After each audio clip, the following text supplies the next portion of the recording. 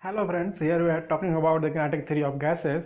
Now first of all we understand some fundamental things. Now talking about the Bernoulli's pictures. Daniel Bernoulli in 1738 was the first to understand air pressure in terms of molecules. He visualized them shooting around very rapidly in a closed container supporting a weight as shown by constantly bouncing off the underside of a piston. Given more rooms, they would rush in to fill the new space just as a gas is observed to do. You can see here the image, and now no one believed him. So no one believed about the Bernoulli's pictures. And not talking about the one-dimensional one-mole gas, the one molecule round strip in a time 2L upon nu. So it's 12 upon V, so it bounces off the position V upon 2L times per second each time, delivering momentum 2mv. So the piston will pick up momentum from this gas at rate 2mv into V upon 2L per second. Force from gas on a piston. Force is equal to rate of change of momentum. This is the Newton's second law, and is equal to mv square upon L. An equal opposite force must be supplied from opposite to keep the piston at rest. Newton's third law, action and reaction on simplest. Now is the animation process. Now talking about the molecule in the two-dimensional box. Assume perfectly elastic collisions with all walls. The molecules will follow a zigzag path. The time between collision with the same end, say the end at x equal to L, is now 2L upon Vx, and the momentum transferred per collision is 2mvx. So the average force on the end is 2mvx square upon L. This will still hold good in 3 dimensions. And molecule in an L cross N cross L cube. LQ cube. Assume first that we have a very large number N of molecules bouncing around, so small that they do not hit each other. Each follow its own zigzag path. The force on the right hand wall at x equal to L is just the sum of the force from each one. So F is equal to mvx1 square upon L plus mvx2 square upon L plus mvx3 square upon L plus dot plus mvxn square upon L. Now talking about the bar means average to solve this equation of force. Now the force on the wall depend on the sum vx1 square plus vx2 square plus vx3 square plus dot vxn square. Because of the n number of items, we do not need the individual values of vx1 square etc. Just the average written with the bar. That means vx square bar is equal to vx1 square plus vx2 square plus vx3 square plus dot vxn square upon n. So the force on the wall will be written as F is equal to n into m vx square bar upon L. Now the gas molecule have a random velocity. Yes, the gravity has negligible effect on the speed. So all the direction look the same to the gas molecules. Please understand, gravity has negligible effect on the speed. So all the direction looks the same to the gas molecule. This means Vx1 bar square is equal to Vy square bar is equal to Vz square bar. That means the velocity in x direction, in y direction, or in z direction will be the same. The square root of velocity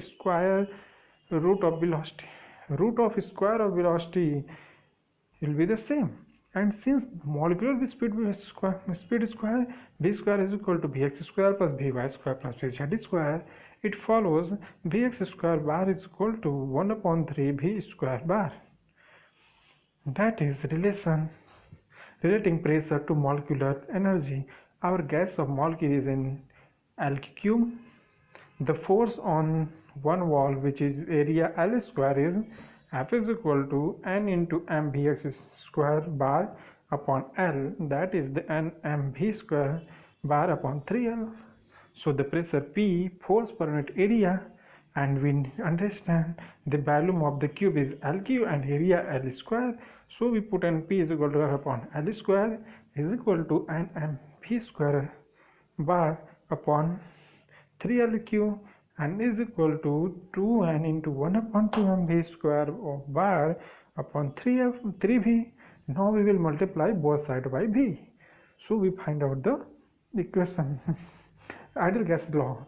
So we multiply by v, so we get in the right side pv and in the left side 2 by 3 n into 1 upon 2 mv square of bar. And we know that for a very quickly interacting gases, PV is equal to nRT. Very quickly interacting gases, that is the ideal gases which are not interact with each other more. So these two equations must be the same. The equivalence is most simply expressed using the Boltzmann constant. K is equal to R upon Na, where R is the universal gas constant, N is the Avogadro number, and this K Boltzmann constant value is 1.38 into 10 to the power minus 23 joule per Kelvin. That is PV is equal to nRT and N is equal to Na KT is equal to nKT. So 1 upon 2 mv square bar is equal to 3 by 2 KT. Now we written as absolute temperature, that will we get the absolute temperature is proportional to the average molecular kinetic energy. Now average speed of air molecules. Maxwell and co-workers were very smart guys. They figure out accurately the average speed of air molecule before they had any idea how big the molecules were. They just use Pp is equal to 2 by 3 into n into 1 upon 2 mv square bar, which is below kinetic energy, and plus is equal to 1 upon 3 n v square bar is equal to 1 upon 3 m into v square bar, where m is the total mass of the gas in the box and m is equal to capital M, which is the total mass of the gas in the box. This is the Maxwell equation. Pv is equal to 1 upon 3 mv square bar, and here m is the mass of the total mass of the gas, and before capital M, small m is the mass of the one gas molecules. Now average speed of air molecule, let us see that Pv is equal to 1 upon 3 mv square bar gives for the speed of air molecules in this room. We are of course averaging here over oxygen and nitrogen plus a tiny amount of other stuff. Let us take a 1 meter cube. We will contain more about 1.3 kilogram of air, and the pressure P is equal to 10 power 5 Newton per meter square, that is equal to 1 torque, and close enough, so Pv is equal to 10 power 5 is equal to 1.3 into V square bar, giving a root mean square value. V square bar of root is equal to 418 meter per second. Now talking about the speed, speed distribution. Although the molecules fly fairly almost all of the time, they do collide occasionally.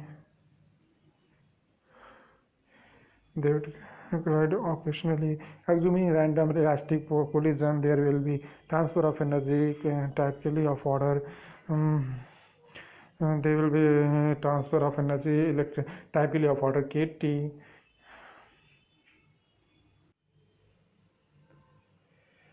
Assuming random elastic collision, there will be the transfer of energy typically of order kT from one to another in the collision. The chance of a particular molecule picking up kT into n times in a row is similar to the chance of a coin toss coming up heads n times in a row. That is, high energy are exponentially unlikely. Maxwell speed, now we getting the Maxwell speed distribution. Before we are which are we very important to discussion to understand the Maxwell speed distribution. Now we're talking about the Maxwell speed distribution. Maxwell did the math precisely and found the probability of molecule having a high energy at a given moment it drop exponentially with energy, that is probability or speed v, probability of speed v proportional to e की power minus 1 by e power into power of minus 1 by 2 mv square upon kt, meaning that from each extra kt of energy, the probability of finding a particle with that energy dropped by 1 upon e nearly equal to 0.37, more than a factor of 2, because the average amount picked up per collision is less than kt.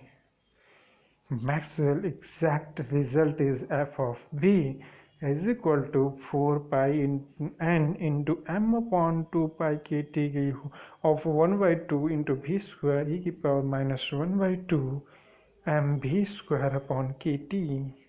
Now this is the Maxwell speed distribution equation.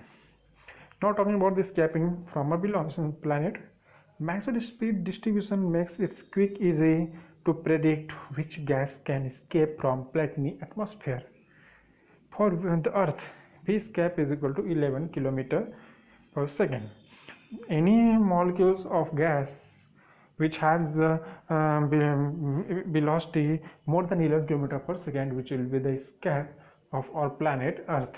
But when it not get the escape velocity, it will be not velocity 11 km per second, then it will be not escape.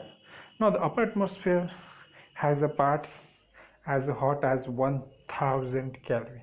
The speed distribution includes e of power minus mv square upon 2 kt is equal to e power minus 3 v escape square upon 2 v square bar.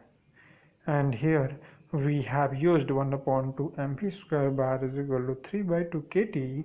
For hydrogen at 1000 Kelvin, the fraction of molecule at escape velocity is of order 10 to the power minus 6. For helium 10 to the power minus 12.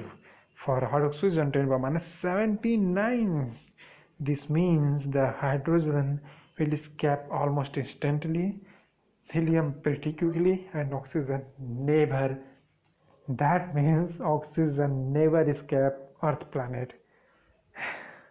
Hydrogen nearly escapable pretty quickly, helium. Now we are talking about the real gases. A gas which not follow the ideal gas equation, Boyle's law, or a Boyle's or Charles law equation, Charles rules laws, which are called as the real gas. This is the chemistry. Water has the 3 phases. As water has a 3 phases, solid, liquid and gas, also as shown on this figure. And also they meet at the triple point, a definite P and T pressure and temperature useful as reference point in a fixing temperature. Fixing and boiling point vary with the pressure. At a critical point, liquid and vapor become the same. Here the diagram, you can see it, the solid liquid dividing lines slopes forward for almost all substances. Water is an exception. Liquid vapor, this is the critical point, triple point, that the solid vapor, liquid vapor and solid liquid. Three states also will get a new. Now we're talking about the vapor pressure and humidity. The water, H2O molecule in a liquid water, strongly attract each other, holding the liquid together.